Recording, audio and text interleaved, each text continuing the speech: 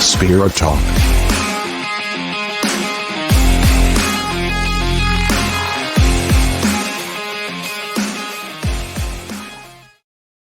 Salve, galerinha! Olá, boa noite! Como é que noite. estão vocês? Tudo bem aí? Tudo jóia? Espero que sim. É isso aí, então, mais um dia aí, mais uma live, né, no nosso canal, trazendo sempre aí entendimento, conhecimento, compartilhando conhecimento através dos nossos convidados, que vêm ao nosso canal para brilhantar cada dia mais, né, e compartilhar o seu conhecimento.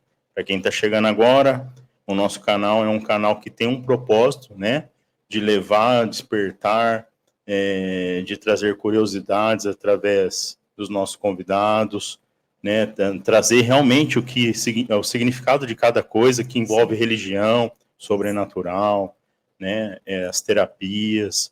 Então, nosso muito obrigado por estar aqui com a gente, tá vindo aqui pela primeira vez, e eu sempre dou um recadinho aí, que é aquele recadinho que não pode falhar. Não. O YouTube pressiona a gente a dar esse recado, pessoal. Eu não quero dar esse recado, mas o YouTube fala, ó, você vai ter que dar esse recado, rapaz. Aí parte. Vou dar um recado então, pedir pro pessoal se inscrever, curtir, compartilhar. Pensou? Compartilhar. Não. Compartilhar. E sai compartilhando aí no WhatsApp, no Face, no TikTok, em todo lugar. Exato. Né? Chama a vizinha, fala, deixa eu compartilhar um negócio aí com você, uma live legal aqui. Show de bola, um canal bacana aí que traz conhecimento para vocês. Então é esse o nosso propósito, é esse o nosso recado. Espero que vocês gostem do nosso canal, façam suas sugestões, comentem, né, deixem aí seu recadinho, isso é muito importante para a gente também, para a gente saber o termômetro aí de vocês, que vocês estão gostando, que vocês querem da gente, porque afinal, né, como eu sempre digo aqui, esse canal é feito para vocês. Exato. Maravilha? Combinado? Mais algum recado? Com certeza. Toda vez tem também. Tem que ter, né? Fala aí. O nosso momento fraternal. Todos os dias, pílulas de otimismo, às 7 horas da manhã, né? Temos mensagens de otimismo para a gente acordar, aquele pensamento positivo, né? Começar o dia super bem para batalhar, né? Então, todos os dias, no nosso momento fraternal, às 7 horas da manhã, na onde, Drico? Neste canal, exatamente aqui mesmo. Pílulas diárias através dos shorts de otimismo, para você estar em alto astral aí, bacana. E também lá no @TikTok, no @momento fraternal, agora sim.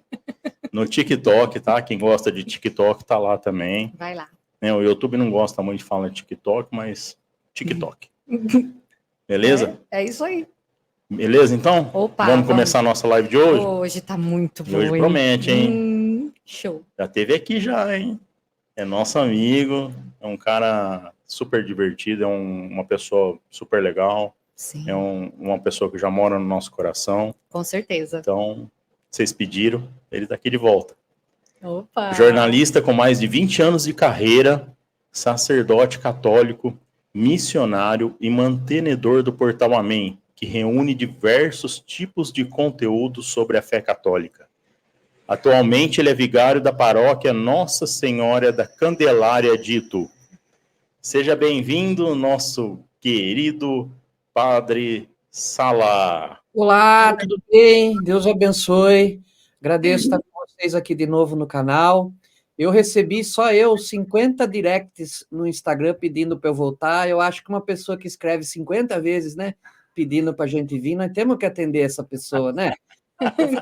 Isso, né? Tenho acompanhado meio à distância aí também o trabalho de vocês, sabe que a gente não tem muito tempo, mas é bom ver que vocês estão na ativa, que estão bem.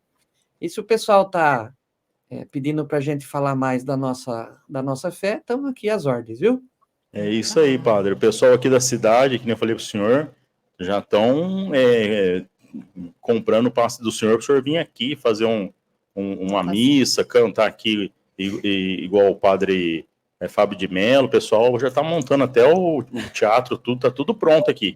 Vamos combinar para as férias. A única coisa que eu não vou levar é a beleza do padre Fábio, mas de resto, o que ele tem, eu tenho, nós dois como padre, né? Então, às vezes a gente faz isso, é muito raro, porque é difícil sair da rotina da gente, né? A gente tem muitos encargos, muita coisa aqui na região, mas não é impossível não, né? Ainda mais para conhecer aí uma parte do estado que não é muito próxima de nós, é sempre bom. Eu já tive aí para esses lados em Rancharia, Ribeirão Preto, Pirapozinho, mas Barretos, Bebedouro, Agudos, acho que eu nunca fui para esses lados, né? Mas vamos deixar na mão de Deus e na vontade do povo, né? É isso aí, aqui tem um sol de noite aqui, tão quente que é. Tem um sol bastante, né? Exato. Padre, brincadeiras à parte, agradecer o senhor por estar novamente aqui no nosso canal, vir compartilhar conhecimento aqui com a gente, né? Na sua primeira passagem aqui, nós gostamos muito, foi bem esclarecedor.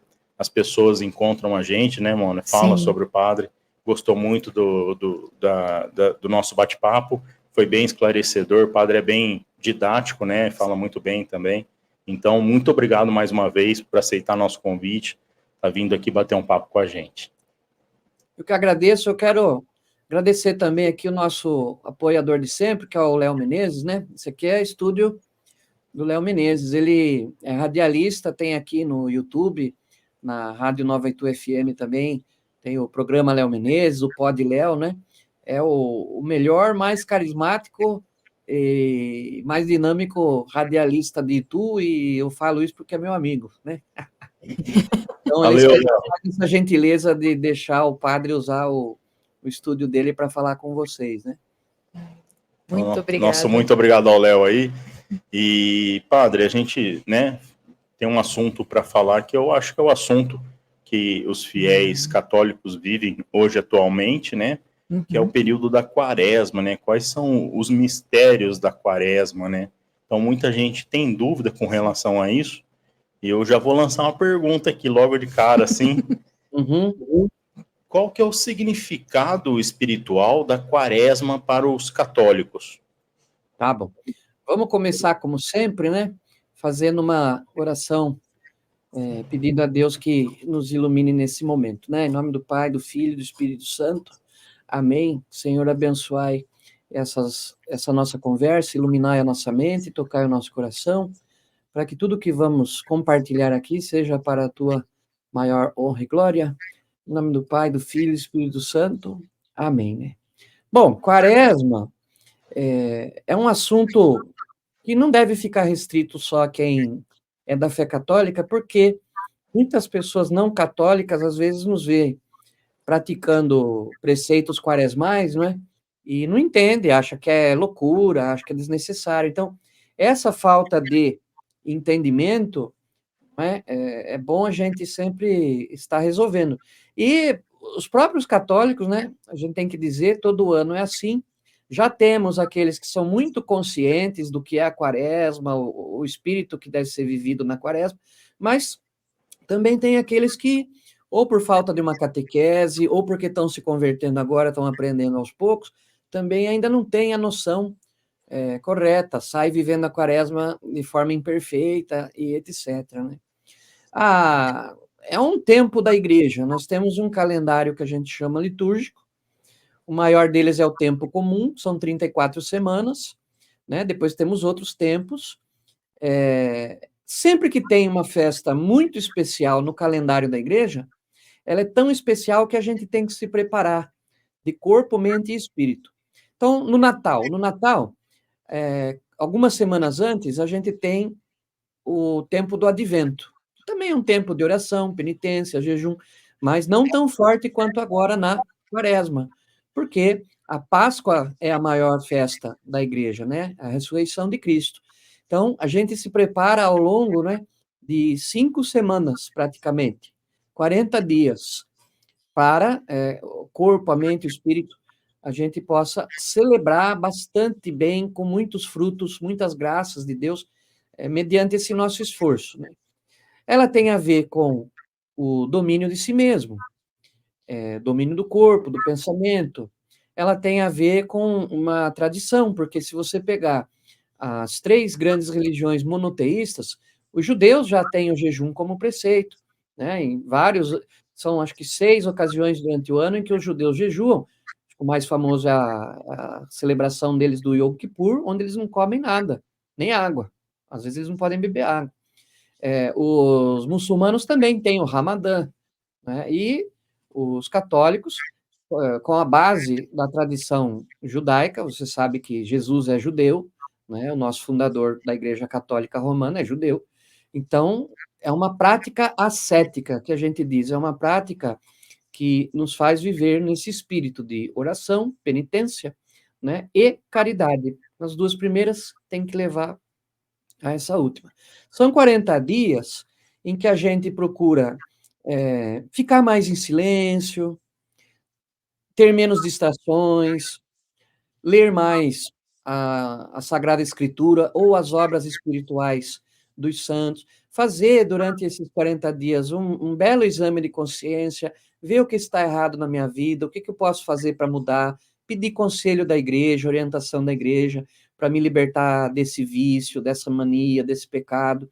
É um tempo em que eu me proponho a rezar mais, participar da missa com mais atenção, é um tempo em que eu tenho que me dominar, né? E para isso servem as penitências, entre as quais o jejum é uma delas, né?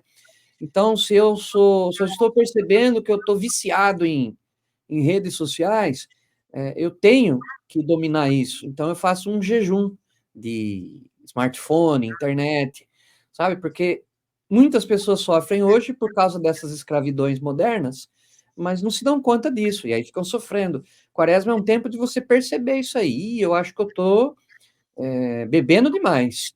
Então, durante a quaresma, eu vou dominar esse impulso, eu vou beber bem menos, eu não vou beber nada eu gosto do vinho, não vou tomar.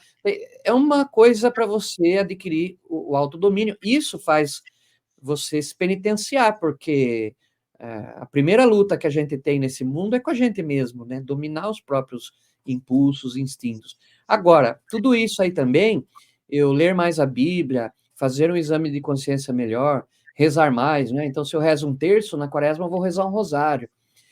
Essas atitudes todas, além da purificação mental, espiritual, domínio do corpo, tudo isso tem que me levar à caridade. Quaresma é um tempo de caridade. Então, é um tempo também de eu me forçar a propósitos que vão causar alguma alegria, algum alívio na vida daqueles irmãos que sofrem mais do que eu, têm menos que eu. Então, é um propósito, por exemplo, todos os dias da quaresma eu vou comprar um pão, mortadela e vou dar para alguém que está na rua lá, na sarjeta. Aí você fala assim, mas um pão só? Bom, Deus não está pedindo quantidade, ele está pedindo caridade.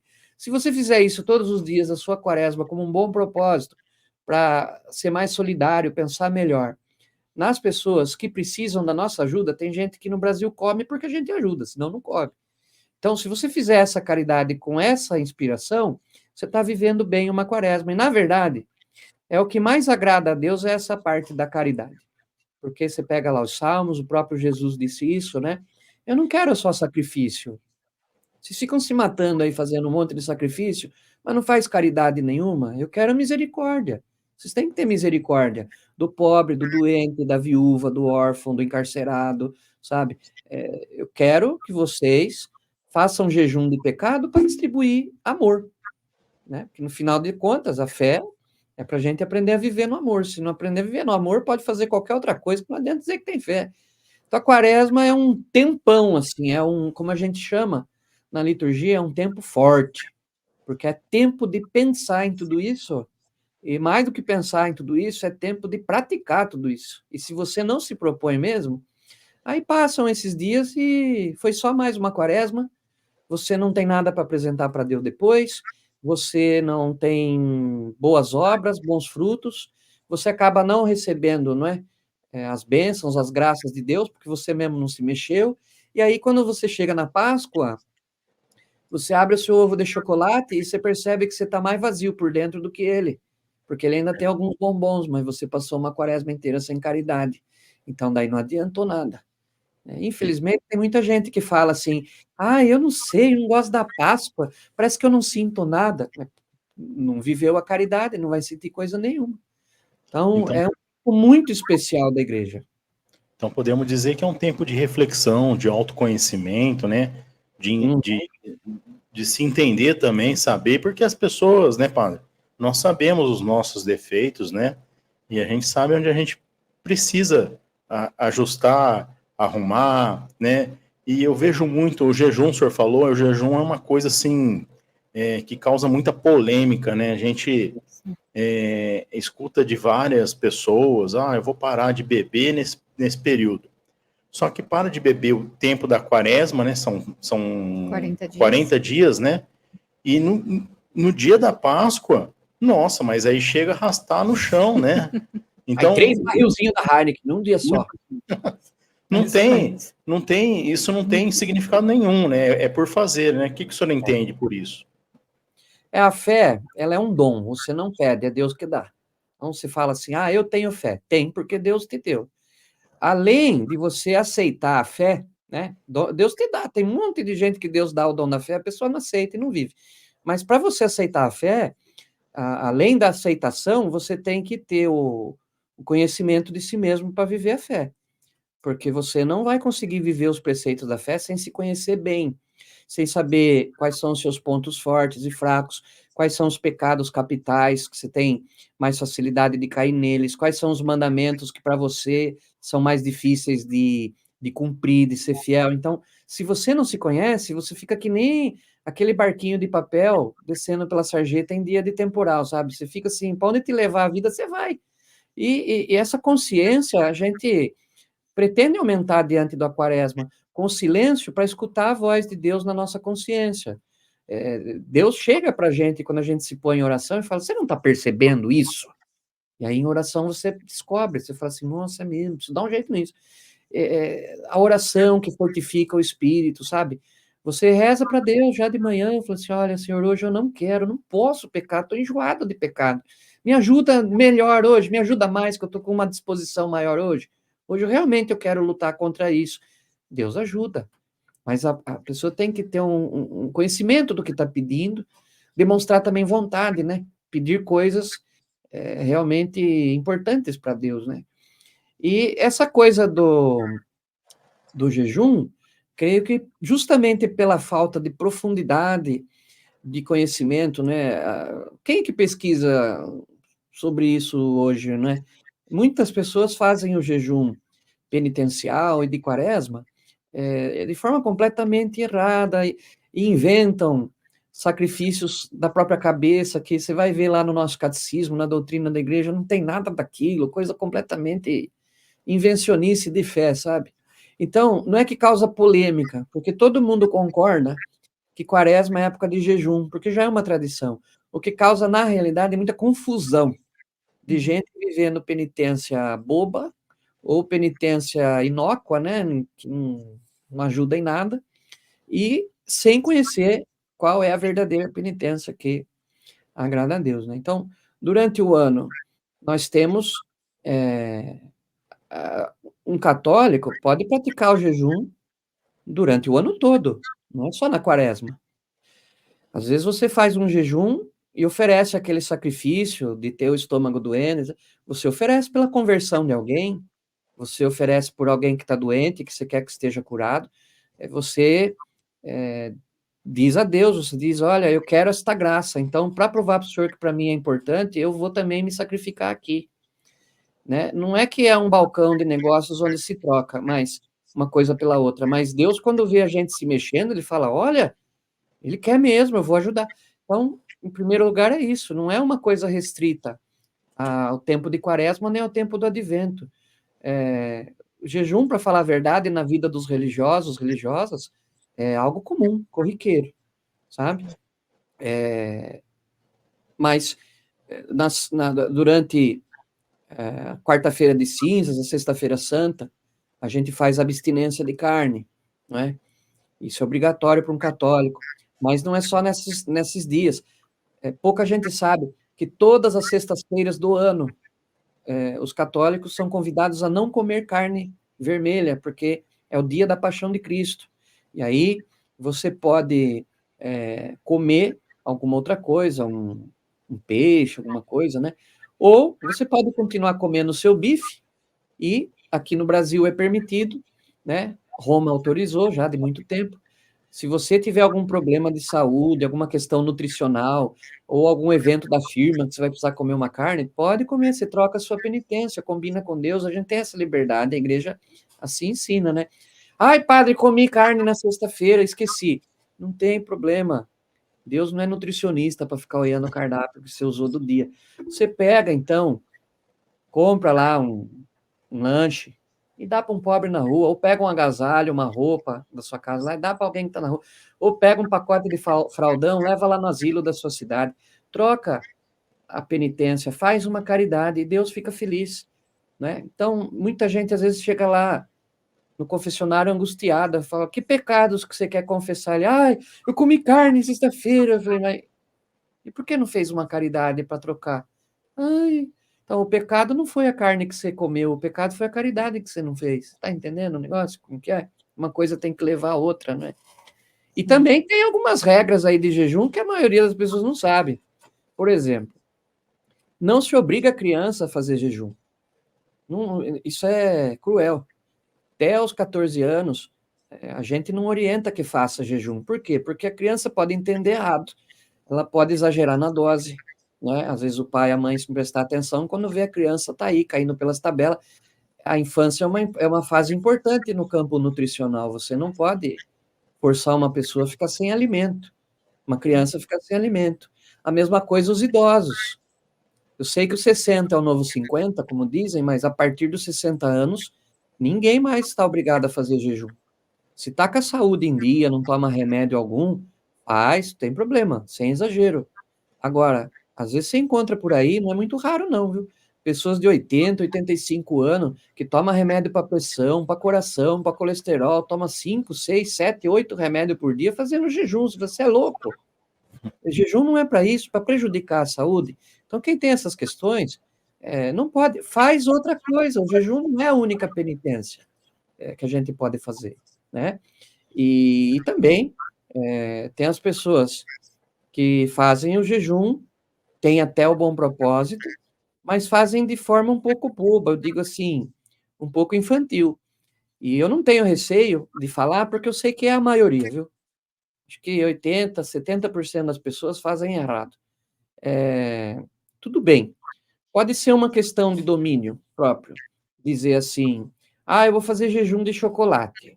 Mas é como você disse, tá? Aí chega no dia da Páscoa, come 2 ovos inteiros de chocolate, de 1 quilo cada um, num dia só. Quer dizer, ficou 40 dias quaresmais fazendo penitência de chocolate, aí chega no dia da Páscoa e cai no pecado capital da gula.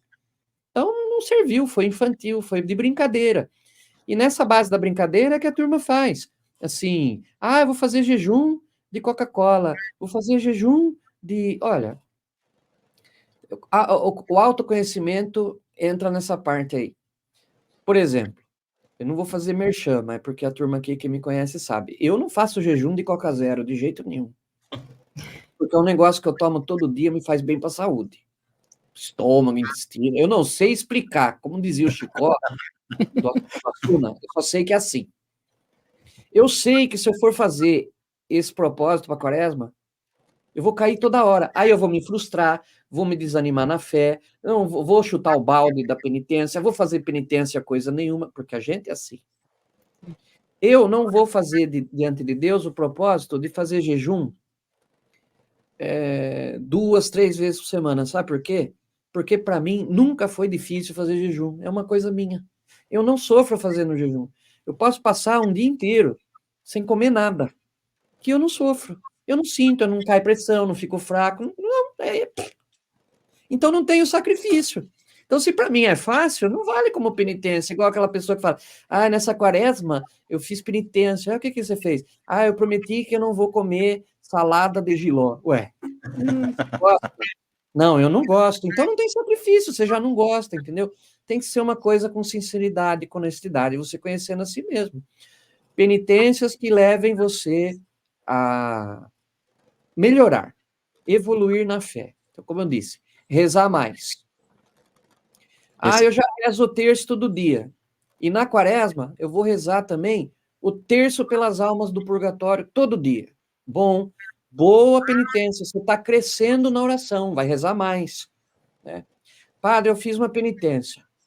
Toda sexta-feira, durante a quaresma, eu vou ajudar alguma entidade beneficente aqui da cidade. Escola de cegos, uma creche, um asilo, um hospital. Ótimo. Já é um começo. Depois você vai aprendendo a fazer em outros dias, quando surge a necessidade e quando ninguém te pede. Aquilo entra na sua vida, você começou a ser verdadeiramente um praticante de caridade, mas tudo começou no propósito da penitência da quaresma. Os monges antigamente, né, do deserto, etc., faziam essas penitências diariamente. Dormir no chão. Hoje eu vou dormir no chão. Vou colocar ali um lençol no chão, para não dormir no chão, né, direto. Vou colocar 2 travesseiros, para não me prejudicar a coluna, o pescoço, não acordar com torcicolo. Mas aqueles incômodos de sentir o cotovelo doendo, o joelho doendo, porque você dorme de lado, porque você vai se virando, aqueles incômodos você oferece. É um pequeno sofrimento. E aí você se recorda de ter caridade com quem dorme no chão todo dia, no relento, nos bancos de praça, por aí. Se isso te faz você rezar por esses irmãos, se essa penitência te faz você pensar no próximo com mais caridade, já é um bom propósito, vai fazer você crescer no se importar com os outros, né? Então, essas são penitências, vamos dizer assim, adultas, né? Claro, como eu falei, você pode fazer uma penitência ou outra de não comer banana durante a quaresma, mas o que isso aí vai mudar o mundo? Você vai chegar lá um dia no céu e Deus vai falar assim, olha, parabéns, hein, na quaresma você não comeu banana. Muda. O que muda? Agora, realmente, para quem quer, gosta de fazer esses propósitos, o negócio é o seguinte, então você veja quanto que você gasta com banana por mês na sua casa, como uma dúzia de banana por semana. Bom, então você não vai comer na quaresma, não. Então você vai calcular tudo que você não gastou comprando banana a quaresma inteira, pega esse dinheiro e doa para alguma entidade beneficente que vai cuidar do pobre, do doente, do idoso, né? Você vai concretizar o seu sacrifício, a sua penitência, vai virar algo concreto em benefício da vida do outro, né? Aí sim, aí vale. A pessoa chegar para mim e falar assim, olha, padre, fiz penitência de refrigerante na quaresma. E eu tomo todo dia 2 latinhas. Então, todo dia o valor dessas 2 latinhas, eu ia pondo aqui num envelope, num cofrinho, e agora, quando acabou a quaresma, eu fui lá, peguei o que tinha dentro, o valor, e doei lá para a entidade beneficente. Joia. Aí vale. Né? A pergunta que fica, que a gente sempre fica se perguntando é quem faz isso? Né? Quem não faz, a gente tem que ensinar, porque traz muito benefício espiritual, viu? E assim, padre, a gente também é outro assunto polêmico, né? A gente observa, alguns fiéis também usam do tempo da quaresma, eu não sei se motivados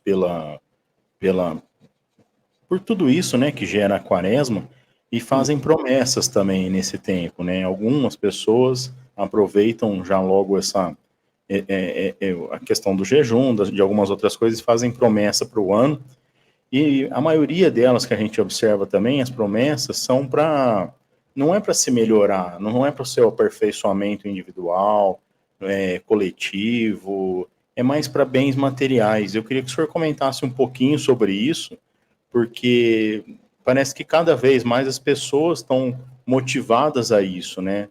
Não é um instinto em fazer o melhor para a sociedade, não é um instinto em fazer o melhor para sua família, para sua comunidade. Parece que é um instinto para mais enaltecer o ego, né? Eu não sei se o senhor entendeu a minha pergunta. Entendi. Não é, a igreja não orienta, não. Aliás, vou falar para você, viu? Mais da metade do nosso povo acaba fazendo coisa que Deus não concorda, porque inventou da própria cabeça. A promessa é um juramento, é algo que você está prometendo, jurando que vai fazer.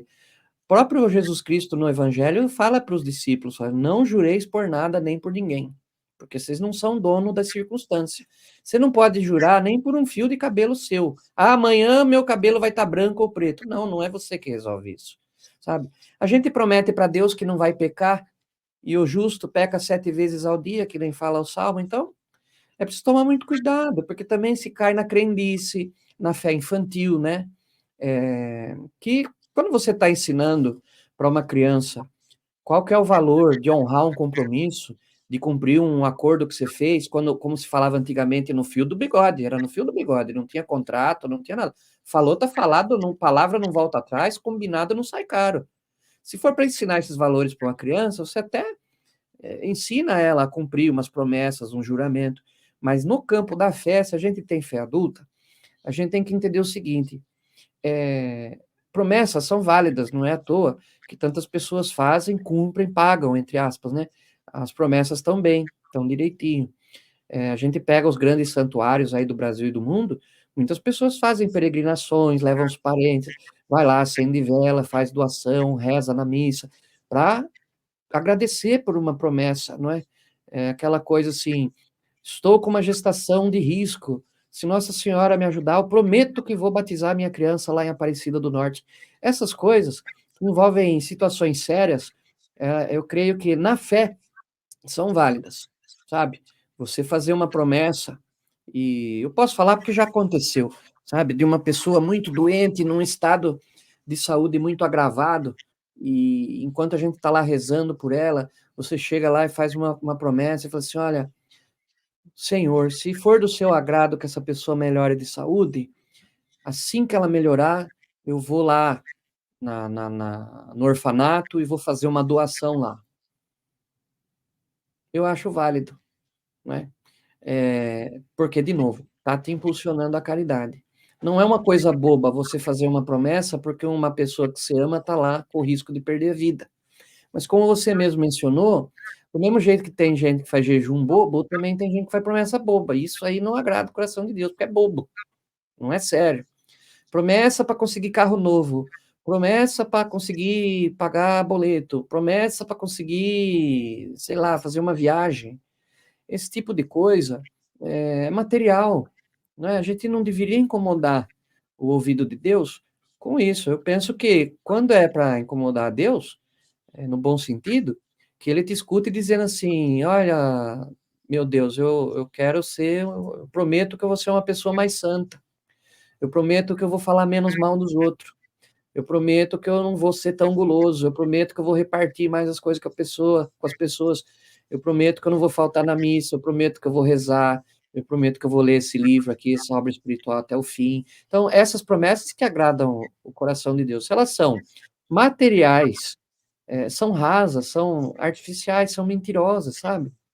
E isso também é uma coisa que, para cair no campo da crendice, né, é muito fácil, porque que nem você vê, nós estamos em tempo de quaresma, época de meditar a paixão de Cristo. O soldado que transpassou o coração de Jesus, né, lá no Calvário, da onde saiu sangue e água, aquele soldado ficou conhecido como São Longino, porque ele era soldado romano e depois que a água e o sangue de Cristo caíram no rosto dele, ele se converteu, deixou de ser soldado romano. Ninguém sabe o nome dele, mas como ele usou uma lança muito longa, né, ficou com o nome de São Longino, porque longa era a lança que ele usou para furar o peito de Cristo, né? Aí o pessoal pega um santo cuja história de conversão é tão bacana ali no Calvário, e ele é o padroeiro das hostiárias, os que preparam o pão e o vinho para as missas, né? As senhoras que nos ajudam, os senhores. Então, você pega um santo cuja devoção é tão bacana, aí vem o povo na base da fé artificial rasa, na base da crendice, pega o nome de São Longuinho e manda dar 3 pulinhos. Eu ia perguntar. A chave do cadeado que você não sabe onde você pôs. Você acha que é coisa que se faça com São Longuinho? O que você acha que São Longuinho e o próprio Deus, né? O que a turma lá no céu acha quando vê uma pessoa fazendo isso aí? É um ai, ai, ai, né? Ai, ai, ai. Então, Que vergonha do Vart. mentalidade, né? Crescer na mentalidade. Graças a Deus, a gente aí, no trabalho diário, acaba conseguindo pensar, pescar umas situações dessa e colocar a pessoa na verdade, né? A gente não pode ter receio de orientar as pessoas. Às vezes a pessoa chega lá com alguma... Ai, padre, eu me propus, fiz uma promessa de quaresma, ou na vida aí, que eu não consegui cumprir. Eu falo, quem manda você ser bobo? Ninguém mandou você prometer isso. Você sabe que você não consegue aí. Agora fica aí tudo angustiado. Nem é pecado, eu falo às vezes para a pessoa. É só falta de inteligência mesmo. Se você se conhecesse um pouco melhor, você sabia que não conseguia cumprir essa promessa. Né? Então, é algo que está muito presente no dia a dia do povo, mas a gente tem a graça, o privilégio de poder estar aí, caso a caso, orientando, né? Porque tem que ir esclarecendo. A passos de formiga, gota a gota. Quanto mais pessoas a gente conseguir esclarecer e tornar a fé mais madura, mais adulta, melhor. Melhor para todos, para a igreja e para a própria pessoa. Com certeza, né? E outra Sim. coisa também, padre, que a gente observa, né, no tempo da quaresma, muitas pessoas relatam uma tristeza, né, por conta de tudo que envolve, né, o tempo da quaresma, aquele sentimento, né, de perda, aquele sentimento de luto, e algumas outras religiões também acham esse tempo, como é que eu posso falar, meio, não pesado, mas um período triste, né? Como que a Igreja Católica enxerga esse período? É essa tristeza mesmo ou é uma coisa que faz com que, que nem o senhor falou, as pessoas olhem para dentro e se motivem para serem melhores? Eu tenho um resumo disso, desse mistério, né? É um mistério da vida. Alegria e tristeza fazem parte da nossa vida aqui na Terra, né? Temos que conviver com as duas. Lá no meu portal amém.com.br tem o e-book lá do Sofrimento Humano e... esqueci o nome do meu próprio livro. Né? Não, é o Sofrimento Humano e o Mistério... Dá uma olhada lá depois. Lembrando, só cortando rapidinho, padre, as redes sociais do padre estão todas na descrição dessa live aqui. Então, O arroba aí é do Instagram, mas tem o site, o portal amém.com.br, tem uma seção lá de e-books, tem o nosso e-book lá sobre o sofrimento humano. E assim, na quaresma não tem como a gente evitar. É um tempo pesado para quem entende o que é que a gente está meditando ao longo de 40 dias. Porque a gente vai vendo e acompanhando Jesus nesses 40 dias para algo que a gente já sabe o final. E com Jesus, a quaresma ela é feita de prisão, tortura e morte. E a gente vive essa angústia também. Os que ainda têm sensibilidade, porque tem muitos católicos cristãos insensíveis. Já acostumamos tanto com a história, já estamos vendo o crucifixo o tempo todo, que a gente perde a sensibilidade. Mas, para quem entra mesmo no mistério da cruz, no mistério do Calvário, para quem consegue entrar de corpo e alma em toda a história da paixão de Cristo, é sempre um tempo complicado de lidar. O silêncio para reflexão é para lidar com isso. O tempo maior de oração para lidar com isso. As caridades que a gente pratica ao longo da quaresma é para lidar com isso, porque daí eu te digo, se você não medita, você não reza, você não pratica caridade, você vai ficar só com a tristeza, a gente corre o risco de de se transformar a comunidade, o padre, os fiéis, como o Papa Francisco falava no começo do pontificado dele, uma igreja feita de pessoas com cara de múmia. Aquela igreja que não anima ninguém. De certo que a igreja tem que ser séria. A gente não pode celebrar a missa que nem um palhaço, sabe? Mas a nossa alegria já é interior por estarmos reunidos na missa. Ela não precisa ser manifestada necessariamente exteriormente, de forma externa. O importante é a alegria que eu estou sentindo aqui junto com os meus irmãos, né? Mas a tristeza, se a gente não toma, então, essa precaução de combatê-la com oração, com meditação e com caridade, você é derrotado por ela. E não adianta você daí dizer que tem fé, porque daí vem a tristeza. Se a tristeza você deixar que ela aumente mais na sua vida, que ela se torne maior que a sua fé, quantas pessoas já não abandonaram a fé e o grande artifício do inimigo para tirar a fé das pessoas foi aumentar a tristeza na vida delas, né? A ponto delas perderem a fé. A gente, na quaresma, o que não deixa a gente mergulhar de vez na tristeza e se desesperar a ponto de perder a fé, a esperança e a caridade, é porque, assim como a gente sabe que vai passar 40 dias meditando a paixão e morte de Cristo, a gente sabe que depois desses 40 dias, meu filho, vai vir a ressurreição com força toda, sabe? Que a morte não é o ponto final, é ponto vírgula, e que depois de tudo que Jesus sofreu, a gente vai ter a alegria de vê-lo ressurgir novamente num corpo glorioso, né? Ainda com as marcas dos pregos, dos cravos, ainda com o lado aberto da lança, mas completamente glorificado por Deus e dizendo para nós: eu venci o mundo, a morte não tem a última palavra, e quem permanecer até o fim, firme na fé comigo, vai vencer o mundo também e o último inimigo, que é a morte.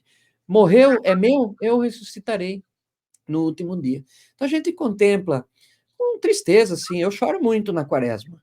Quando eu estou meditando a Via Sacra, lembro que tudo aquilo que aconteceu com Jesus foi por minha culpa, sabe?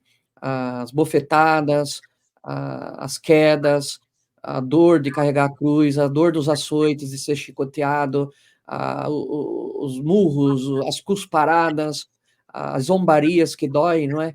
De ficar sofrendo injúria, sendo exposto na sua fragilidade, na sua nudez, lá na cruz, no Calvário, as ofensas dos fariseus, do próprio mau ladrão lá na cruz, os xingamentos. Quando eu lembro que tudo isso Jesus passou e a culpa é minha, eu não tenho como ficar feliz com isso, né? Mas eu fico feliz que ele suportou tudo isso para eu me converter, para me dar a salvação.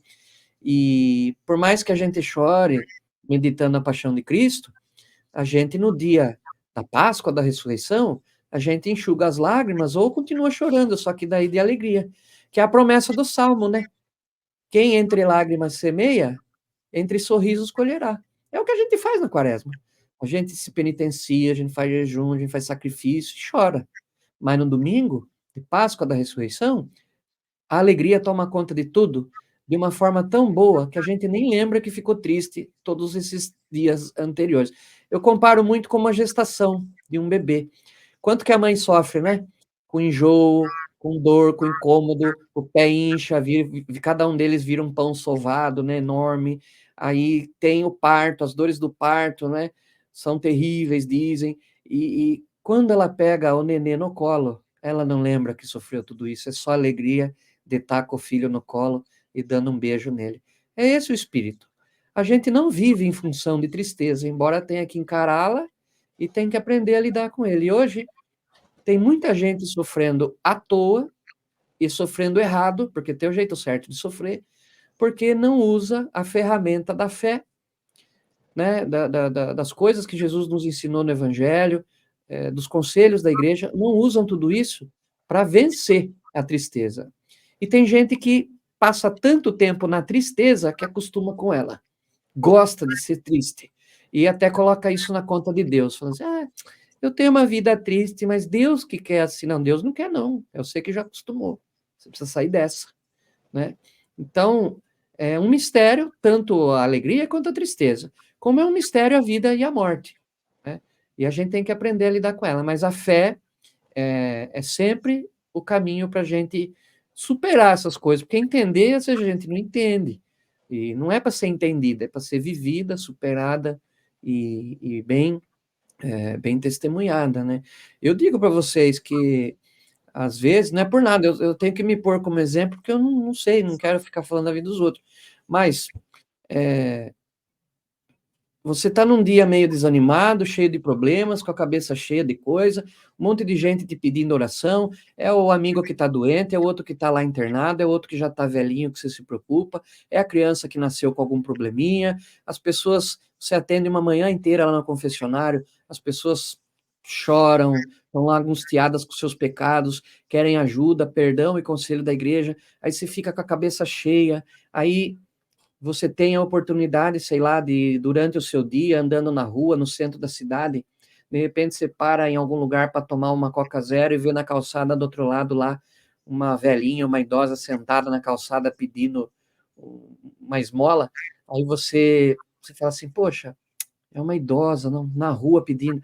Aí você vai lá, compra um chocolatinho, pega mais um valorzinho em dinheiro, vai lá, atravessa a rua, entrega para ela abre um sorrisão para você, te agradece, às vezes até te dá um beijo, um abraço. Como é que você sai da tristeza para a alegria? É com a caridade, é com o amor.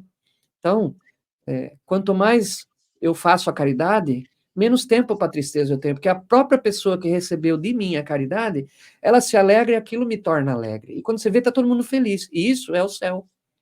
Onde todo mundo está feliz, é o céu. Então, a gente tem que aprender a fazer essas coisas aqui, seja quaresma ou não, seja que eu esteja passando um período de luto, perdi alguém. Eu tenho que dar espaço para a esperança, para a alegria, para a caridade. Elas é que vão fazer a tristeza ser derrotada no fim. Mas que é tempo de pensar sobre isso, a quaresma é mesmo. Eu só quero fazer um parênteses que eu lembrei aqui.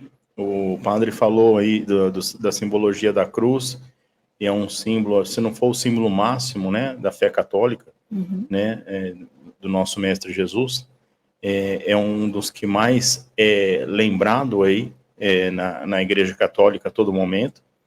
E eu vi na luta, não sei se o senhor assistiu a luta do Bambam e do Popó. Eu ouvi falar. Ver Bambam, dois homens musculosos e todos cheios de óleo se batendo um no outro não é a minha visão de mundo preferida. Quem assistiu, não tenho nada com isso, mas eu só ouvi falar porque repercute, né? Eu já sei o que você vai falar, mas continue. Eu ia comentar com o padre que eu achei um desrespeito muito grande do Bambam entrar com um crucifixo na mão num evento, né? Que não, assim, enfim, cada um faz o que quer, a vida é assim, funciona desse jeito, e tudo bem. Mas eu achei que foi um pouquinho de desrespeito, né? Com as religiões que são cristãs e com a família também, né? Por conta de ser um símbolo muito importante para todo mundo. Eu queria que o senhor falasse sobre isso. Quem entrou com o crucifixo? Que eu não prestei atenção. O Bambam entrou com um crucifixo, ele veio espetado na luva dele, né? Na luva de boxe. E ele ficou lá, crucifixo, andando, fazendo a abertura do show dele lá no começo. E aí depois ele tirou. Mas eu achei um pouco demais isso. Eu não conheço o cidadão, não sei da fé dele, não acompanho as redes sociais dele, não sei se ele manifesta algum tipo de fé. A gente estranha porque realmente não é um ambiente. É um ambiente de luta. Não é um ambiente em que você vai, como se você é um advogado e tem um escritório, põe lá um crucifixo, ou num hospital, né? Então, não é um ambiente. Eu acho errado, por exemplo, se um jogador de vôlei, basquete e futebol está comemorando um ponto, um gol, faz o sinal da cruz, que ele seja punido por isso, é a fé dele, está manifestando. Sabe essa coisa que proibiram de fazer manifestações religiosas de fé no meio do jogo? Isso eu acho errado, acho censura. Que o jogador fica ali, se ele está agradecendo a Deus, ele pode agradecer a Deus. Às vezes ele está ganhando um campeonato, que para ele é importante, e que ele rezou e pediu muito a Deus. Tem muito jogador católico, um jogador evangélico, né? Agora, realmente, no caso do boxe, é bem contraditório, porque não é um ambiente que você espera ver isso, embora aí teria que conversar com o Bambam, qual que é o nível de entendimento dele das coisas da fé cristã, do próprio entendimento que ele tem de quem é Jesus Cristo, porque uma coisa é conhecer Jesus Cristo de verdade, outra coisa é só usar a imagem de Cristo para essa ou aquela coisa, né? Por fim, ao cabo, atenção para o corte. O Bambam, sem saber, acabou obedecendo a Jesus quando entrou naquele ringue com o crucifixo na mão, porque o que ele mais fez durante a luta foi oferecer a outra face. Verdade. Verdade. Eu não tinha pensado nisso. Verdade. A Mona queria fazer uma pergunta, padre. Sim, é sobre a quarta-feira de cinzas. O padre poderia explicar para todos, né, a origem e a importância da quarta-feira de cinzas? É o dia primeiro da quaresma. É o dia que começa a quaresma, a quarta-feira de cinzas, depois da terça-feira de carnaval, em que geralmente você festeja, come, bebe, etc. Isso aí já é de uma tradição também bastante remota. E daí, na quarta-feira, para você iniciar o tempo da quaresma, você tem esse dia que tem esse sinal, as cinzas. Não é um sacramento. é apenas um sinal, é algo que a gente chama assim de, o nome é parecido, sacramental, mas é algo que está no mesmo nível de uma água benta, sabe, de um escapulário, de usar um crucifixo. As cinzas, elas já vêm também da tradição judaica. Se você pegar lá o livro da história do profeta Jonas, ele vai para Nínive, pregar a conversão dos pecados. Ele não quer ir, é uma cidade muito ímpia, ele fala para Deus que ele não quer ir, que não adianta ir, que lá todo mundo já está perdido. E Deus fala assim para ele: ô Jonas, eu não chamei você aqui para perguntar o que você acha, eu chamei você aqui para você ir. E Jonas vai, e ele começa a pregar a conversão dos pecados em Nínive, e todo mundo se converte. Desde o povo até o rei. E o que é que eles fazem para manifestar a Deus a penitência, né, de conversão que eles estão fazendo? Eles tiram as roupas bonitas, coloridas, macias, se vestem de saco, né, com aquelas estopas. Eles fazem o jejum, então eles abrem mão da delícia do comer, do beber. E outra coisa que eles fazem é passar cinzas no corpo e sentar em cima delas e ficar lá, ou ajoelhar lá e ficar rezando, pedindo misericórdia, perdão para Deus, naquela linha do que é o que a gente diz quando principalmente vai sepultar alguma pessoa, que a gente fala: tu és pó e ao pó voltarás. Nós não somos nada. A gente é pó. A gente é pó. Daqui 300 anos, nós todos aqui vamos ser pó. Não vai sobrar nem osso dentro do nosso caixão. Então, as cinzas são um sinal de penitência e humildade. A gente, quando aceita receber as cinzas na testa, porque aí tem dentro da missa de cinzas um momento em que o padre, exortando o povo à conversão, vai dar esse sinal para os que estão bem dispostos à conversão. Quando eu aceito que o padre faça o sinal da cruz com a cinza na minha testa, eu estou dizendo para Deus que eu reconheço que eu não sou nada, eu estou me humilhando, eu estou reconhecendo que eu sou um grão de areia no universo e que eu preciso dele para ser alguma coisa nessa vida aqui em favor dos irmãos, e que eu preciso dele, da graça dele, da bênção dele, de Deus, para conseguir chegar no céu, porque eu sou só pó, eu não mereço o céu, mas se Deus me ajudar, eu vou conseguir, porque ele me ajudou. O Evangelho diz isso, né? Aquele que se exalta, aquele que se acha, aquele que tem o ego do tamanho de um planeta, esse vai ser muito humilhado no final, porque ele não entendeu nada. Agora, aquele que se humilhar diante de Deus, que fazer o seu bom propósito de penitência, de oração, de jejum, na caridade, esse pobrezinho de coração abatido, que bate no peito, arrependido dos próprios pecados, esse que se humilha diante de Deus, esse Deus levanta, porque ele vai falar assim: não é assim, você é meu filho muito amado, eu te criei, não fica assim, eu vou te levantar para uma vida nova, eu vou te transformar em uma outra criatura. Vem comigo que eu ensino você. Qual que é o caminho? Tem aqui os 10 mandamentos, a doutrina da igreja, a vida de oração, a vida de penitência, a vida de... Deus é que vai erguendo a gente do pó para uma vida realmente que a gente depois vai chamar de eterna, uma vida feliz. Né? Então, as cinzas, ele tem esse propósito. Também tem muita gente que vê as cinzas de forma infantil e na base da crendice. Então... Vocês vão achar que é brincadeira, mas já teve gente que pediu para mim se podia colocar cinza no cachorro, no gato.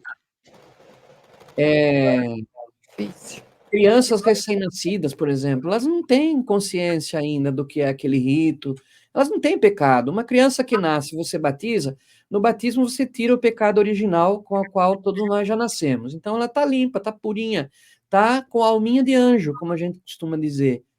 Ela, se tem lá 6 meses, 7 meses, ela não tem juízo, entendimento, ela não tem pecado. Ela vai começar a ter os pecadinhos dela de criança quando ela atingir a idade do juízo ali, os 6, 7 anos, que ela vai entender direitinho o que é certo, errado, sabe? E também tem gente que pensa que pode substituir as cinzas, que são um sacramental, como eu disse, pelo sacramento da confissão, que esse é sacramento, e esse não pode ser substituído. Então tem muita gente, infelizmente, que lota a igreja na quarta-feira de cinzas, mas depois, durante os 40 dias da quaresma, não faz exame de consciência e vai se confessar com o padre. Acha que porque tomou aquela cinza na testa, está perdoado dos pecados.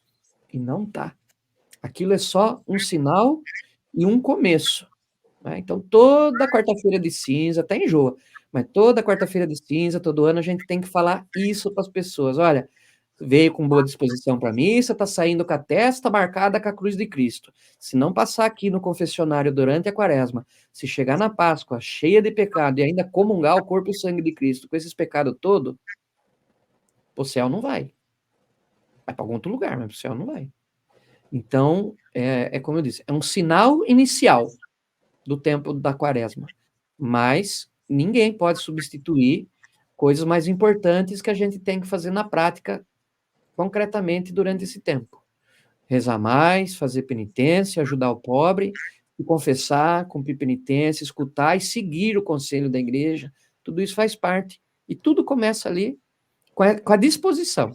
Eu torço mesmo de coração, a gente não conhece o coração de todos, mas de coração, quando eu estou lá, às vezes, colocando as cinzas na testa de 100, 200 pessoas, cada uma ali eu estou falando, convertei-vos e crede no evangelho. E a pessoa vai embora, eu falo, tomara que se converta.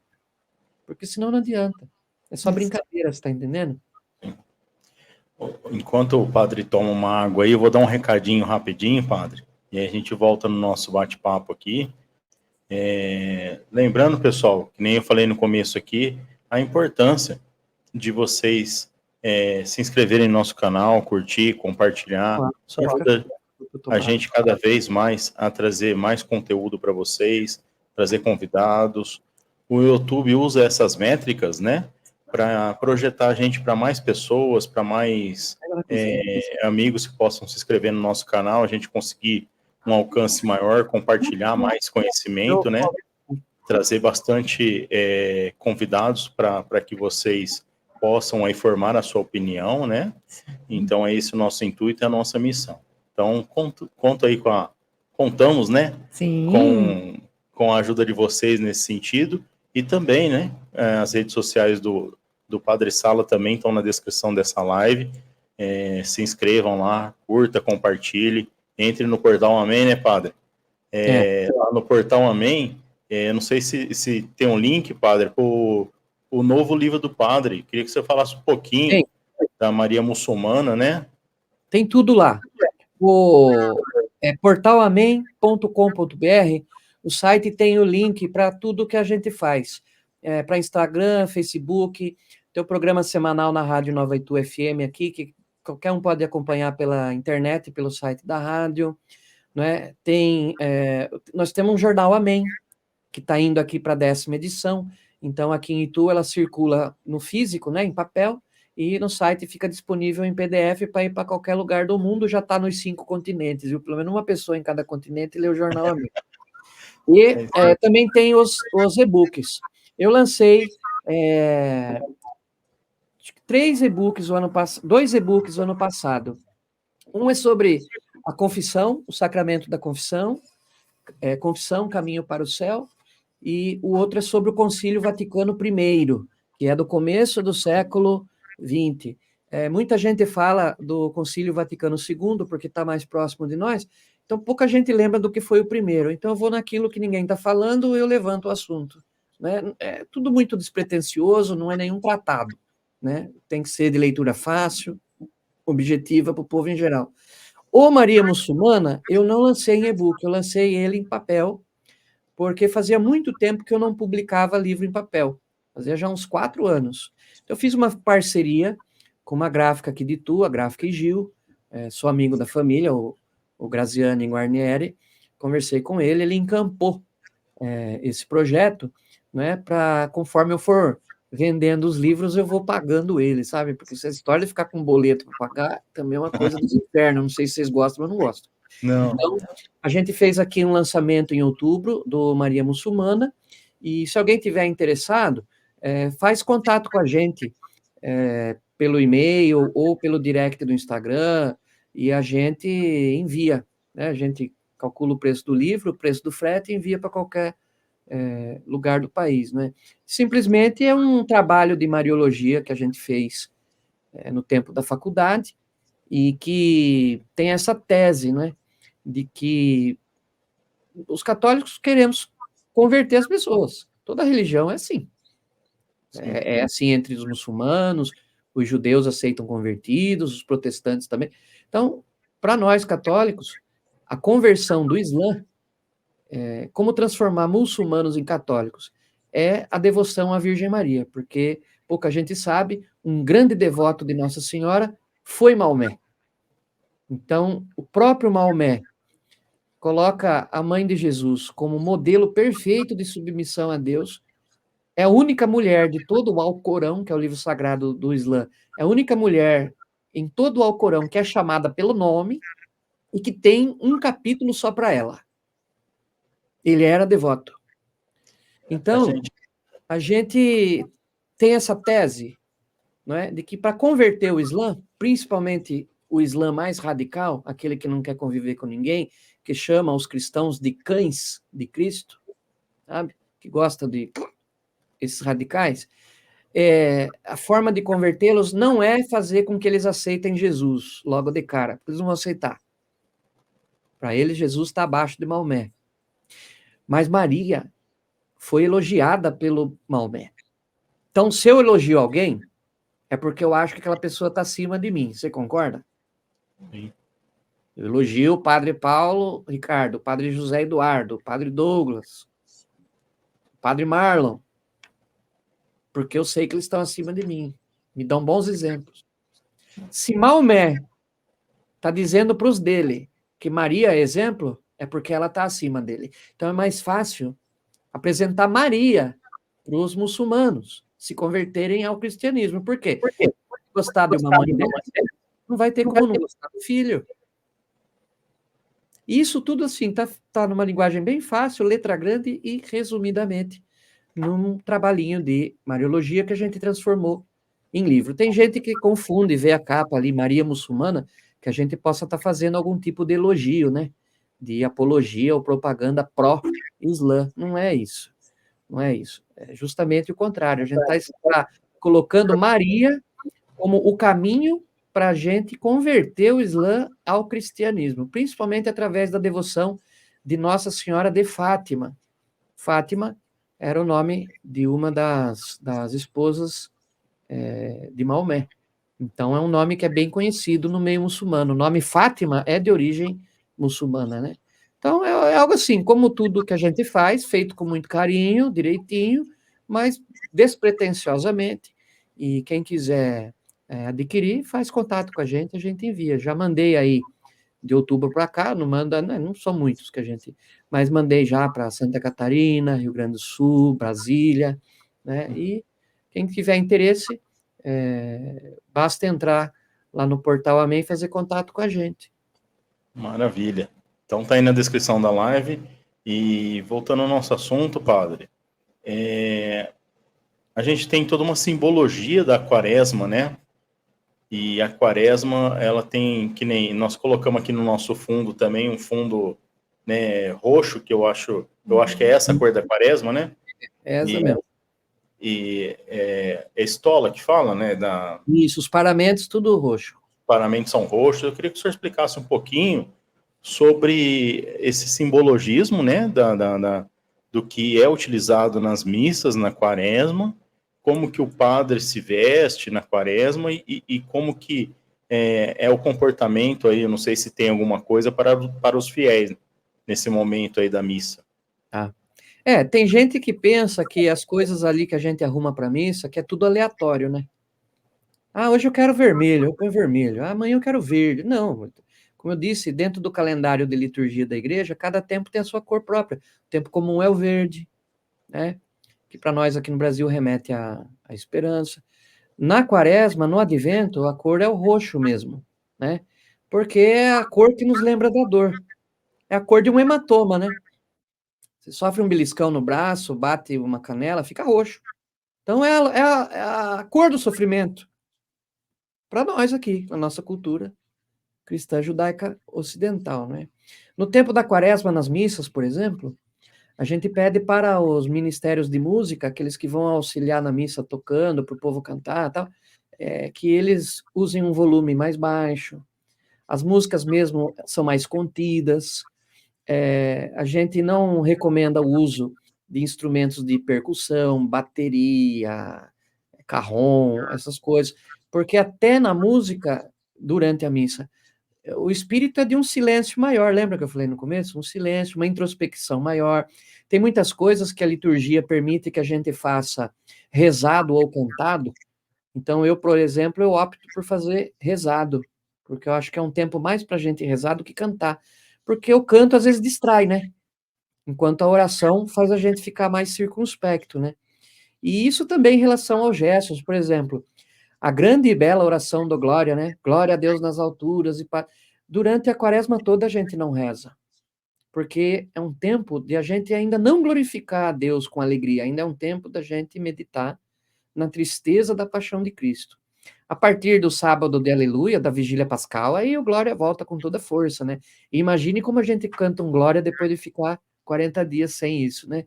Então, tudo isso aí está presente na liturgia, nas vestes também. Os paramentos, a estola, a casula que o padre usa no tempo da quaresma, roxo, né? Tudo tem um sentido, né? No caso dos padres que preferimos usar a batina, tem gente que acha que a gente usa porque é bonito, a gente se destaca. Eu falei, usa para você ver todo dia o calor que é aqui dentro. Todo mundo sonha em ter uma casa grande, bonita, com academia, piscina e sauna. Eu tenho a minha já, eu ando dentro dela todo dia. 40 reais todo dia. Tem padres que gostam de falar assim que a batina é uma mortalha, representa um homem que morreu para o mundo. Então ele já está envolvido em preto. Eu não gosto de... Eu entendo, e de fato tem razão. Mas eu prefiro dizer que para mim como se fosse uma farda, um uniforme. É um sinal. Você está ali na rua andando e você quer o quê? Dizer o quê para as pessoas? A igreja está viva, a igreja está aqui, procure a igreja. E, de fato, muita gente na rua para a gente para pedir bênção, para pedir conselho, para perguntar que hora que a gente atende confissão, porque nos viu ali andando na rua de batina, no supermercado, na padaria, sabe? Então, na vida e na liturgia, tudo que a gente vive na fé de forma invisível, ela se transforma concretamente nas coisas que a gente vê, nas coisas que a gente escuta, nas coisas que a gente fala, né? E no que diz respeito aos paramentos, aos altares, também tem isso. Agora veja, né? Como a gente estava falando, de tristeza e de alegria. Dentro do tempo do advento, que é roxo, e dentro do tempo da quaresma, que é roxo, nós temos um fim de semana de cada, do advento e da quaresma, em que a liturgia permite a gente usar os paramentos cor-de-rosa. Que na liturgia, o cor-de-rosa é a cor da alegria. As pessoas felizes e alegres. Sempre foi assim na liturgia. Então, no terceiro domingo do advento e no quarto domingo da quaresma, você pode usar o roxo ou o cor-de-rosa. Por quê? Porque depois no caso da quaresma, né, 3 semanas de tristeza, Deus, por misericórdia, nos dá um fim de semana da alegria, para lembrar assim, essa tristeza toda não é em vão, aguenta mais um pouco, tem mais um domingo de quaresma, e depois é só alegria. Então, é como se Deus usasse esses sinais da liturgia, não é? Para, no meio das angústias e tristezas da quaresma, que a gente medita, concentra na paixão de Cristo, eles nos permitem um domingo cor-de-rosa de alegria, para lembrar que nenhuma tristeza do mundo pode tirar a alegria da gente de todo. Ainda tem que ter. E aí é o grande mistério de Cristo na cruz. Ter que aprender a sofrer com alegria. Porque Jesus ficou muito feliz de ir para a cruz no nosso lugar. Apesar de tudo que você vê ali, na imagem da cruz, ele todo arregaçado, destruído, mas o coração dele batia feliz, porque ele sabia que ele estava salvando a gente. E tem alguns padres, escritores de obras espirituais, não vou lembrar agora quem falou, mas dizendo que se Jesus precisasse passar, não uma, mas 1000 vezes pelo mesmo Calvário, pela mesma cruz, com alegria ele iria. Não precisou. O sacrifício de Cristo é único, santo e perfeito. Uma vez só basta. E em memória de mim, ele falou fazer isso em memória de mim, a gente renova a cada dia o sacrifício dele na cruz, de forma invisível, incruenta, quer dizer, sem sangue em cada missa. Cada missa que a gente reza, está renovando aquele sacrifício de Jesus. mas ele é único. Mas se precisasse passar 10, 100, 1000 vezes, tudo de novo, sabe? Ele salvou a humanidade inteira. Todos os homens e mulheres que quiserem se converter ao evangelho estão salvos pelo sangue de Cristo. De uma vez só. Mas se ele precisasse ir para a cruz por cada uma das 6 bilhões de pessoas, 8 bilhões de pessoas que a gente tem no mundo, 8 bilhões de vezes ele ia para a cruz. Não tem como você não ficar feliz, mesmo vendo tanto o sofrimento de Cristo, não tem como você não ficar feliz por uma pessoa te amar assim tanto. Seu pai, sua mãe não ama tanto você assim, nem seus irmãos, nem sua esposa, nem seu marido, nem seus colegas de trabalho, muitas vezes, em grande parte das vezes, nem as pessoas da sua comunidade, nem as pessoas da sua própria igreja. Mas a grande alegria do cristão é saber que, apesar da tristeza de, às vezes, se decepcionar com a falta de amor de alguns, em Cristo nunca falta. A alegria nossa é essa. Ele suportou tudo isso por mim, para me salvar, para tirar o meu da reta, do coturno do diabo. Como que eu não vou ficar feliz? Então é por isso que a gente, por esse homem, Jesus de Nazaré, é por isso que a gente tem que fazer tudo por ele, para compensar esse amor, para ser digno desse amor, nem que seja, às vezes, ao ponto de dar a própria vida, e acontece, tem os mártires da igreja. A gente ama tanto a Jesus que tem que estar disposto até a morrer por ele, para ser fiel, para seguir o exemplo dele. Ele não morreu na cruz por nós? Por que eu vou dizer que eu não posso fazer o mesmo? Se eu amo, eu vou dar a vida. Ele deu até a última gota do sangue dele lá na cruz. Se eu amo, eu tenho que aprender com alegria a estar disposto a fazer o mesmo. Vai pedir? Não sei. E se pedir? Com alegria. Tem testemunho de muito santo que na hora do martírio fez anedota, contou piada para os carrascos. E eles ficavam assim, mas como? Você está louco? Você vai morrer e está feliz? Você não conhece a alegria de quem teve a vida salva por Jesus. Né? Então, tudo isso aí está presente na liturgia, nas homilias, nas leituras, nos cânticos, né, na doutrina da igreja, nos escritos dos grandes padres, né, na nossa vida. E não é que seja só na quaresma. Né? Isso aí tem que acompanhar o cristão a vida inteira, porque, infelizmente, todo dia a gente, às vezes, tem algum tipo de frustração, tristeza, luto para viver. Se a gente não tem essa alegria em Cristo, não suporta, cai, desiste da vida. E é muito interessante, né, de se fazer pensar, né, tem muita coisa que o padre fala, né, o padre é bem didático, né, em trazer os assuntos da fé católica, da igreja católica, né, e dirimir tudo isso, né, trazer isso à tona, nos detalhes, explicando para a gente como funciona cada coisa, né, e também a fé, né, de cada um, né, e como as pessoas têm que se comportar, se sabendo católico, né, entender como que funciona aí as maneiras, os rituais da igreja e também assimilar isso dentro do coração, né, padre? Uhum. E assim, para a gente finalizar nosso assunto aqui, a Semana Santa é uma semana mais importante, né, podemos falar assim, né? A maior, a mais importante. Ela carrega bastante simbolismo e ela é uma semana de libertação, né? É isso? Ela é de altos e baixos, porque ela começa com o Domingo de Ramos, em que a gente lembra a entrada de Jesus em Jerusalém, montado no jumentinho, com todo mundo festejando ele, Hosana ao filho de Davi. Só que na mesma missa, o evangelho já é o da crucifixão, que é para a gente entender que é fácil entrar com Jesus em Jerusalém na boa, o difícil é sair com ele carregando a cruz e todo machucado. Então, se você está disposto a entrar com ele na boa, você tem que estar disposto a sair com ele com os seus sofrimentos pessoais também. Aí, durante a quaresma, a gente tem algumas tradições de meditar sobre as 7 dores de Nossa Senhora, porque tudo que Jesus sofreu no corpo, a mãe dele sofreu na alma. Assim que a igreja ensina.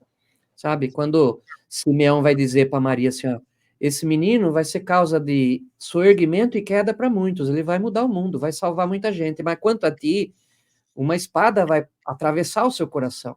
De fato, na teologia da igreja, na Mariologia tem isso. Tudo que Jesus sofreu no corpo, Maria experimentou na alma, porque assim é a alma de uma mãe. Ela sente e ressente de tudo que é feito ao filho, né? A gente tem essas práticas. Na Quinta-feira Santa, é um dia de alegria, dentro da semana. A gente tem o rito do lava-pés. a gente recorda a Santa Ceia, que é o dia em que Jesus criou duas coisas muito importantes para a igreja, sem a qual a gente não seria igreja, que é o padre e a Eucaristia. Nas duas, na mesma ocasião, na Santa Ceia, quando Cristo fala assim, olha, eis aqui o pão, que é a minha carne. Eis aqui o vinho, que é o meu sangue. Façam isto em minha memória. Ele está ordenando todos ali. Daí vem o nome do sacramento da ordenação que a gente recebe para ser padre. Deus está dando uma ordem, Jesus está dando uma ordem. Façam isso em minha memória. E para fazer isso, tem que ser sacerdote.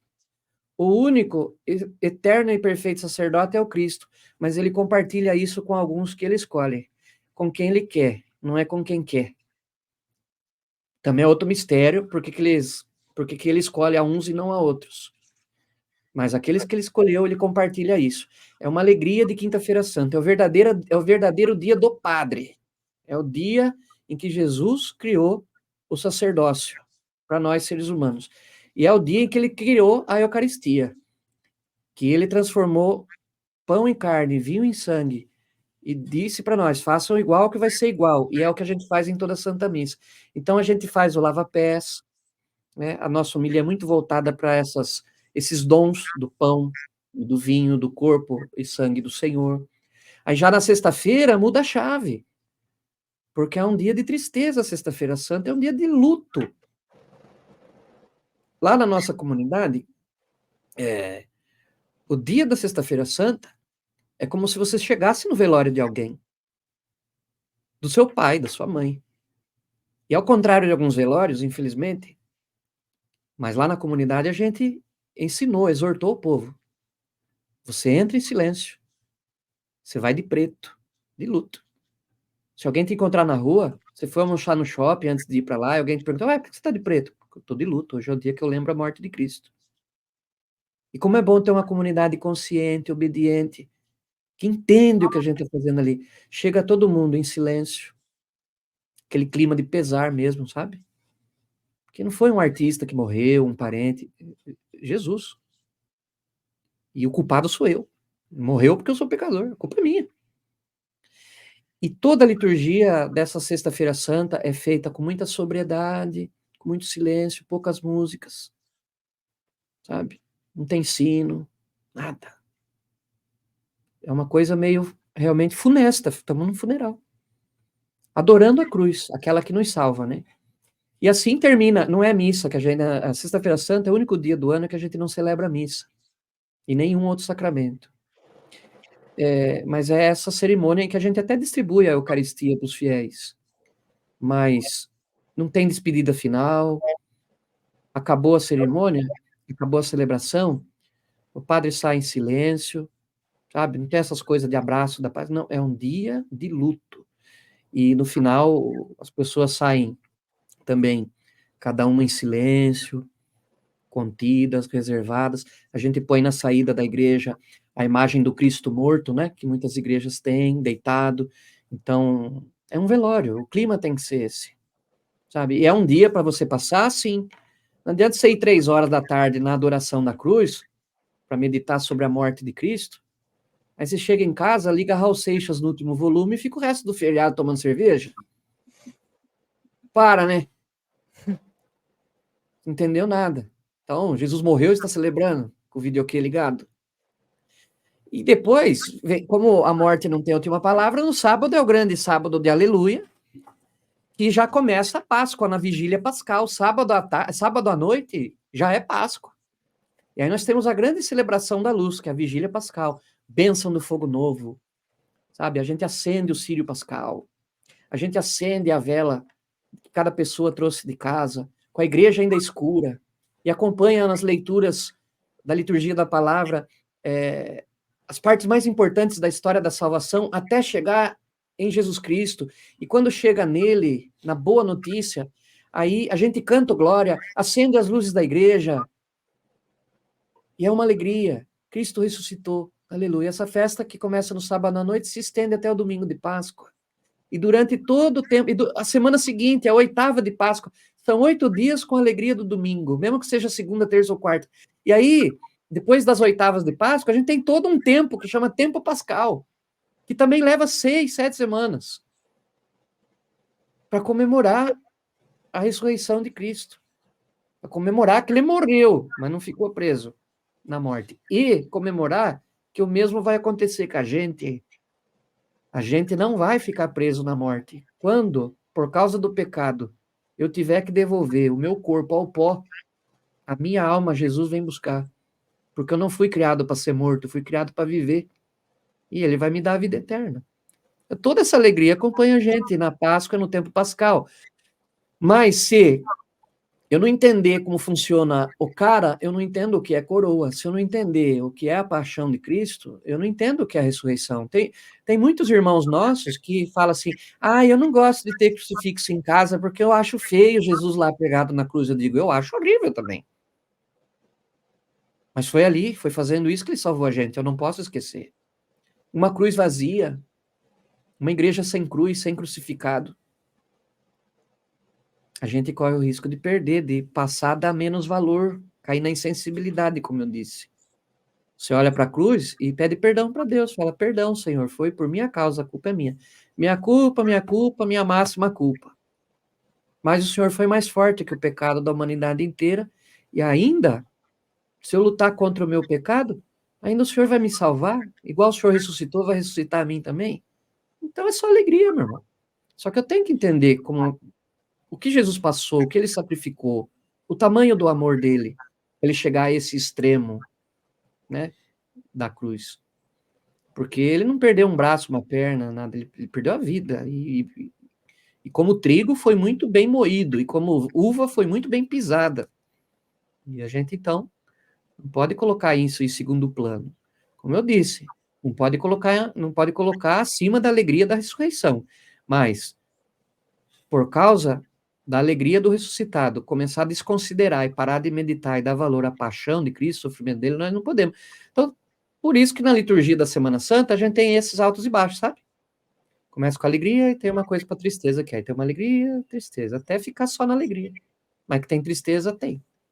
Mas Todo mundo que passou, todo mundo que passou por essa terra teve que experimentar a tristeza. Até Jesus, até Maria, os grandes santos da igreja, não é?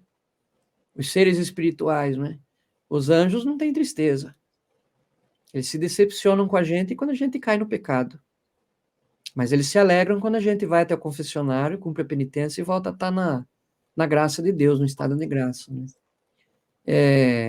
O diabo é um que vive sempre triste. Esse é só tristeza. Pensa um cara infeliz. A tristeza dele é tão grande que a missão dele durante toda a eternidade é fazer você ficar igual a ele. Não é um infeliz? Você tá lá de boa, tá na vida santa, rezando o seu terço, fazendo tudo certinho. Aí ele manda uma tentação, você que é trouxa cai, aí ele fica feliz de ver você se perdendo, né? É um infeliz. Ele é a manifestação sobrenatural desse sentimento que a gente tem que chama tristeza. Tanto que é costume os padres dizerem e verificarem. Se a pessoa está rezando o terço, fazendo caridade, indo na missa, mas continua triste, alguma coisa está errado, porque onde tem tristeza tem pecado, é alguma coisa que ela ainda não se deu conta, alguma coisa que ela ainda não confessou, porque tem vergonha, e que está lá, encruada na alma, na mente dela. É algo que ela tem que confessar para se libertar de fato, para viver na alegria que é viver a alegria de uma vida espiritual livre do diabo, né? Então, onde tem tristeza, geralmente tem pecado. A não ser que seja nesses momentos da vida em que está passando por alguma provação. Meu pai morreu, perdi meu emprego, eu fico um pouco triste. Mas a alegria prevalece, né? Tem que prevalecer. A gente não tem fé para ser triste. É muito triste uma fé dessa. A gente tem fé para ser feliz. Só que para ser feliz tem que entender que algum sofrimento vai custar. Para fazer as pessoas felizes, às vezes custa algumas lágrimas da gente. E a gente tem que estar disposto a dar. Por amor.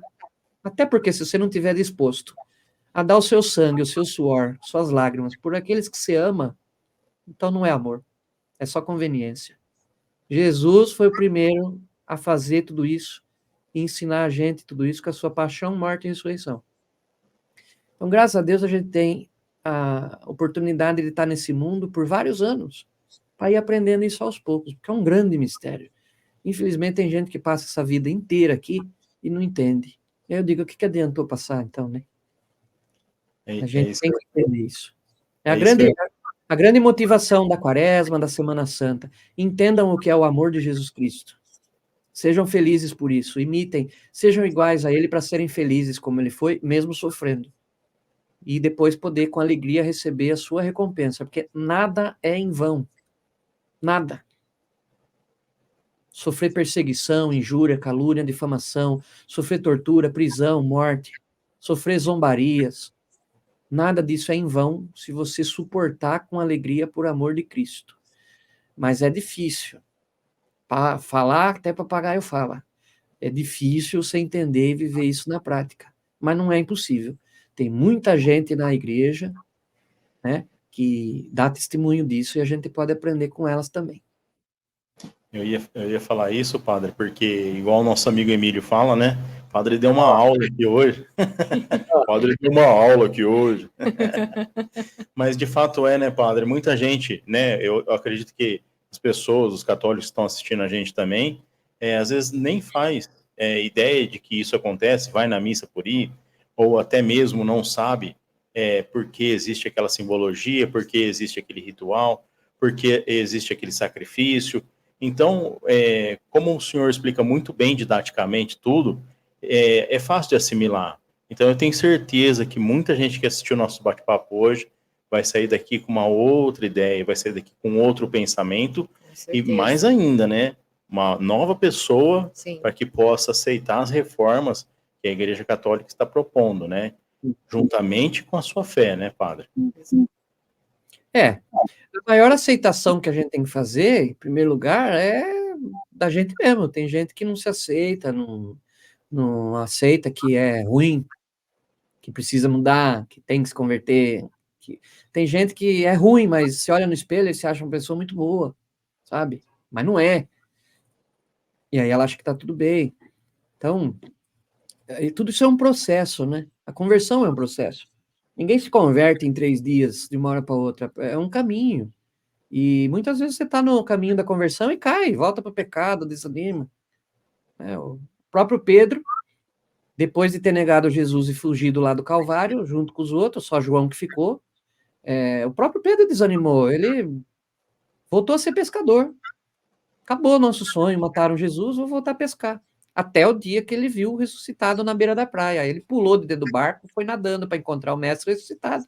E aí Cristo perdoou ele, confirmou ele virou o grande papa que a gente tem como primeiro da história da igreja. O Pedro de antes do Calvário é outro depois da ressurreição e depois de Pentecostes, é outro homem, completamente transformado, outra pessoa, porque ele foi renovado em Cristo, né? Fez novas todas as coisas, inclusive o coração de Pedro, né?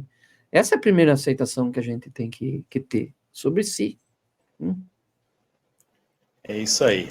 Padre, então o senhor sabe, o senhor já veio aqui, a última pergunta que eu sempre faço é sobre se ficou faltando falar alguma coisa, se o padre quer divulgar alguma coisa, falar mais um pouco aí do Portal Amém. O espaço é seu, padre. Muito obrigado pelas palavras, por estar aqui. Eu sei da agenda do senhor, o quanto é difícil, né, nesse tempo agora, né, e o senhor gentilmente se dispôs a vir aqui com a gente, aqui bater um papo e dar uma super aula aqui, foi muito legal, muito gratificante. Então, queria que o senhor falasse, ficou faltando falar mais alguma coisa.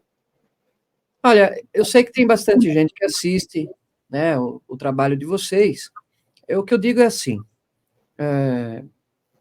com essas coisas de sofrimento da vida, que ninguém sofra sozinho. E que mesmo que não forem católicos, que deem uma chance à igreja. Sabe? Qualquer hora. Pergunte na sua cidade, onde que tem um bom padre, uma missa bem celebrada. Dê uma chance, vai lá dar uma olhada. Quem sabe não é o que anda faltando. Quem sabe ali você vê, escuta ou testemunha alguma coisa que te ajude a dar um passo para frente ou para cima, né? Na vida, né? Procure os bons padres da igreja para pedir conselho. Se tem coisa na sua vida que está indo bem, só está te causando dor e sofrimento, às vezes eu sei que está fazendo alguma coisa errada, está faltando conselho. Dar esse mínimo de confiança. Nessa Semana Santa, se você não conhece, nunca viu as celebrações do Domingo de Ramos, do Lava-Pés, da adoração de Jesus na cruz, da Vigília Pascal, vá. Nem que seja para se dar para si mesmo a desculpa de conhecimento cultural. Não, eu tenho que ir porque eu nunca vi. Então vá pelo menos para dizer que foi um dia. Porque às vezes o que você está procurando está justamente ali onde você nunca foi. Tem que dar essa chance para Deus, né? E em precisando aí, às vezes a gente é meio lerdinho para responder, mas o pessoal que quiser mandar alguma pergunta, pedir algum conselho lá pelas redes sociais, pode mandar na medida do nosso possível, a gente vai tentando ajudar, né? Sacramento a gente não realiza de modo virtual, mas conselho, orientação a gente pode, né? Então, para não sofrer muito à toa, não sofrer sozinho e não sofrer sem fé, sem esperança, sem caridade. Né? Estamos aí à disposição. E conto com as orações de todos, que é a coisa que eu mais peço na vida, oração por nós, padres, todos os padres. Tá? Não interessa o padre que é, se é famoso ou oculto, se você gosta dele ou não, do jeito dele. Rezem por todos nós, padres, porque tem uma diferença entre nós e vocês na quaresma, na paixão, morte e ressurreição de Cristo. Porque para os leigos, o pai de família, mãe de família, para o jovem, para a criança, para o idoso, Jesus fala que quem quiser ser dele tem que pegar a sua cruz cada dia e carregar, né? O homem renuncia a si mesmo, carrega todo dia a sua cruz e me siga. Mas para nós, padres, o convite não é só para carregar, o convite é para ser crucificado também. Cada padre é um pouco crucificado por dia na cruz do mesmo Cristo, que chamou para ser sacerdote. É muito bom ser padre na hora boa, do batismo, do casamento, da celebração da missa. Mas, quando por provação, por questão de fé, para ver se você está firme mesmo, Cristo olha para você, dá uma piscadinha e fala, sobe na cruz aqui um pouco que eu quero que você experimente o meu sofrimento. A gente também tem que estar com a escadinha pronta para subir lá. E não é fácil. De mil maneiras não é fácil. E o que sustenta a gente? A nossa fé, que a gente tem um pouco, e a oração do povo, os grandes intercessores dos sacerdotes, a oração do povo, a intercessão dos anjos, da Virgem Maria, mas a oração do povo, ao qual a gente também dá, de modo invisível, um pouco da vida a cada dia. Eu podia estar jogando bola, videogame, eu podia estar vendo um filme, eu podia estar fazendo qualquer coisa, mas a gente está lá. Muitos padres, rezando missa, atendendo confissão, indo no hospital para ungir doente, celebrando batismos, casamentos, dando conselho para criança, para jovem, para marido, para esposa. A gente está dando a nossa vida também. E se vocês não rezarem por nós, a gente não aguenta, a gente desiste, a gente para no meio do caminho, né? Então é o que eu digo, estamos à disposição, não sofram sozinhos e rezem para que a gente também suporte aí a nossa missão de sermos outros Cristos no mundo, né? Os padres. Bom, padre, só tenho a agradecer, muito obrigado. Eu imagino mesmo que você é uma profissão, né? E uma missão tão grande, né? E é difícil também, né? Para o padre também, às vezes, suportar algumas coisas. Então, que a gente coloque aí os padres em nossa oração também, para que eles suportem aí o peso da sua missão. Então, Deus ajuda muito, viu? Deus ajuda, claro, não vai chamar a gente para palma fria, né? Vai chamar a gente vai ter que passar também alguns calvários, mas ele dá as forças. Mas quanto mais o povo reza por nós, o clero, mais a gente se converte, mais a gente se santifica, mais a gente se fortalece no espírito, né? Então, claro que a gente conta com muita bênção da parte de Deus, da Santa Mãe de Deus, mas um povo que reza por você, isso te dá a condição de suportar coisas que você por si mesmo julgaria impossível. Tem hora no ministério que você passa por certas coisas e você fala assim, como é que eu estou aguentando isso? Aí você olha e fala, eu tenho um povo que reza por mim. Gostando ou não de mim, reza. E é isso que me interessa, né? Se você gosta de mim, reza para eu continuar firme. Se não gosta de mim, reza para eu não aparecer na sua frente, mas reze. É isso aí. Então, padre, muito obrigado mais uma vez. Foi uma aula aqui e a gente está muito feliz de receber novamente o senhor aqui. O senhor é uma pessoa especial, já mora dentro do nosso coração aí, que nem disse o senhor. E muito obrigado, que seja uma excelente quaresma, uma excelente Semana Santa, né, que os corações estejam voltados mesmo para nosso mestre, para nosso Pai, né, Todo-Poderoso, que a gente consiga aí trilhar e seguir nossos caminhos também. Eu agradeço o convite, e sempre que precisar, aí vamos dar um jeito, né? Tá, estão convidados para vir conhecer também aqui, a Igreja da Candelária. Quando vierem, tragam um bebedouro cheio, que vai... Pode deixar. Vão precisar de bebedouro cheio, né? E contem sempre com a gente. Eu sei que a intenção de vocês é boa, o trabalho é bem bacana, eu sei que tem todo um pessoal também que curte, que segue vocês, então continue firme. Hoje em dia nós estamos num mundo muito complicado, dividido entre os que estão trabalhando realmente pro mal e algumas outras pessoas que não são a maioria e que estão trabalhando para o bem das coisas, né? E eu acho que a gente, em certos momentos, tem que aprender a se juntar, porque os maus se juntam para fazer as suas maldades. E às vezes os bons querem fazer as suas maldades, cada um no seu canto. Então, que a gente aprenda a discernir, não é? A se reconhecer e se apoiar, dar suporte uns aos outros, né? Conte com a gente, conte com o coração da gente. Deus abençoe vocês, ó, em nome do Pai, do Filho, do Espírito Santo aí. Ficam Assim sempre seja. fazendo o que for a vontade de Cristo. Amém. Amém. Bom, também agradecer ao pessoal que esteve aqui com a gente até agora. Essa live vai ficar salva aqui, vai ficar gravada. Compartilhem, né? Se inscreva, curta, tudo aquilo que a gente pede sempre. E também as redes sociais do padre está aqui na descrição dessa live. Então, Isso, eu agradeço o Léo de novo, que está aqui comigo. Ele está dormindo, não quero acordar ele, dormindo. Valeu, Léo. Obrigado mais uma vez. Vamos embora então, padre. Vamos lá. Valeu. Obrigado, tchau. Tchau.